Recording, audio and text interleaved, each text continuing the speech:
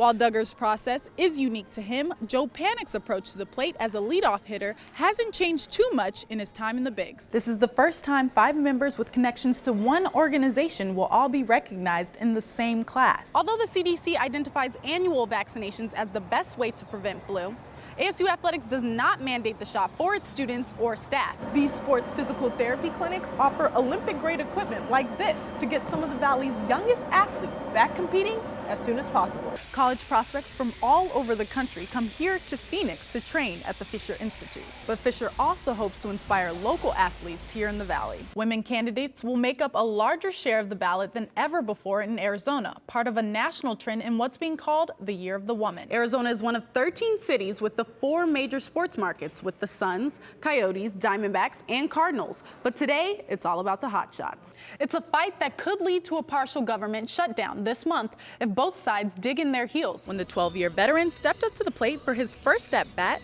he was met with a warm standing ovation from Giants fans. In NASCAR, car speeds can exceed 200 miles per hour. Here at ISM Raceway, an entire painting can be completed in 40 minutes.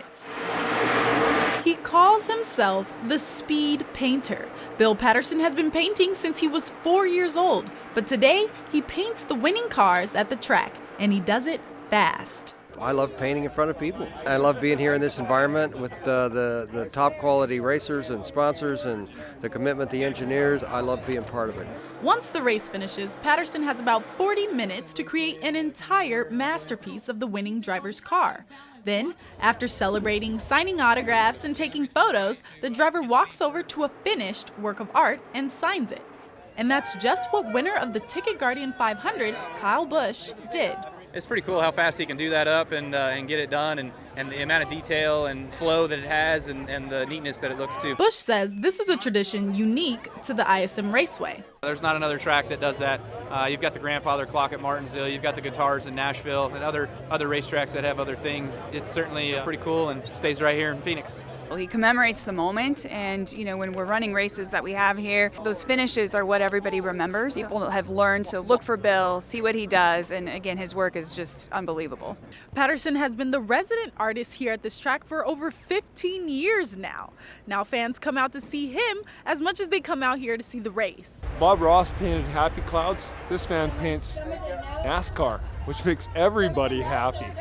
And that's what it's about for Patterson as well, making people feel an emotion. The perfect compliment is when somebody says, "Oh my God, I can hear that thing coming at me." That's what I know. I've hit my mark. All of Patterson's winning car paintings hang in the racetrack's headquarters office. In Avondale, Ashley Mackey, Cronkite News. According to the Centers for Disease Control and Prevention, autism spectrum disorder is a developmental disability that can cause social, communication, and behavioral challenges. People with ASD may communicate, behave, and learn in ways that are different from most other people. A nonprofit organization called Acing Autism uses tennis to positively impact children with autism in the Valley. We met Richard Sperling, who is the CEO and founder of Acing Autism, back in 2016. I loved the program and told him as soon as he's ready to implement the program in Phoenix, just to give us a call. Chad and Elena Campbell's son, Ewan, was diagnosed with autism in 2015. Elena says finding activities for their son to participate in was difficult, but Acing Autism provided that opportunity. We have 2 older children and we have a tennis company of our own. So we wanted to find a place that our son with autism could also enjoy the sport, and it could be a fully inclusive game for our family. Acing Autism in Phoenix is also partnered with the Southwest Autism Research and Resource Center, or SARC, a nonprofit organization dedicated to autism research and education. SARC has sent out certified therapists to come and teach the coaches and volunteers best practices, strategies, and techniques when working with kids with autism. Well, Acing Autism's curriculum was built for children on the autism spectrum. The whole idea is to create language and communication opportunities for the children. Tennis is really just the excuse or the vehicle for delivering these opportunities. And it's just great to see a grassroots program bringing kids that would not normally have the opportunity to play tennis. Chad says when they started Acing Autism in Phoenix, they had about 6 kids and 6 volunteers. A year and a half later, and they had 13 children and 15 volunteers, and they only hope to see it continue to grow. In Phoenix, Ashley Mackey, Cronkite News. Sun Devils are relentless. Arizona State University released a video earlier this year to raise awareness about mental health. Physically, intellectually, emotionally, especially emotionally. Being student athletes stresses all of us one way or another. Being a college student comes with pressures of its own. We can ask for help though, with coaches, trainers, doctors, and counselors. But for student athletes who must add a grueling practice schedule, a time-consuming travel itinerary, and a desire to compete at a high level consistently, the pressure could be unimaginable. ASU soccer player Christina Edwards says she struggled with mental health issues in the past and believes conversation is key. Christina Edwards. I think that I can heal and a lot of other people can heal through talking about it. And even though sometimes it's maybe hard for me and it's hard for others to talk about it, there's that common ground we can reach and said, hey, I've actually kind of been through similar things. ASU is one of many Pac-12 schools highlighting this topic. The Pac-12 gave nearly $4 million to the University of Colorado Boulder for research on student-athlete wellness.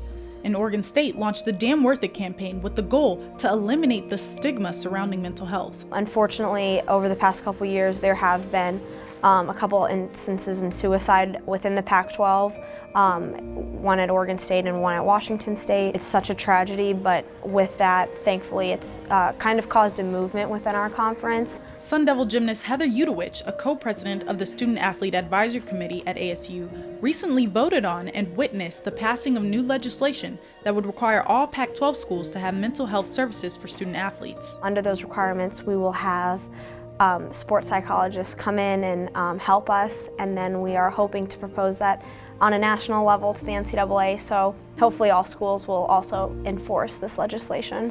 ASU offers athletes counseling services, including a full-time sports psychologist on staff, but Arizona State Associate Athletic Director Dina Garner-Smith says coaches are the first line of defense.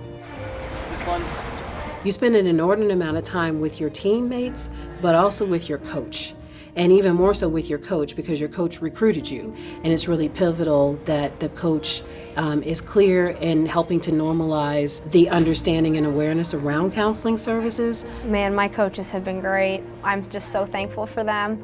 You know, if they see that I'm kind of struggling, they'll look at me and say, Heather, are you okay? And of course, I'm an athlete, I'm competitive, so I'm gonna say, yes, I'm fine. And they'll just kind of back me up and say, hey, you got this. And you know, just hearing that little bit of encouragement and knowing that they believe in me, that means a lot to me. Through team camaraderie and support from the coaches and administration, ASU athletes will continue to work to normalize a tough discussion. Just kind of want to send the message that anything that's going on with you, it's okay, it happens to other people, it's okay to talk about it, you're not alone in your struggle, there's other people experiencing it, and there's people here to help you. In Tempe, Ashley Mackey, Cronkite Sports Report.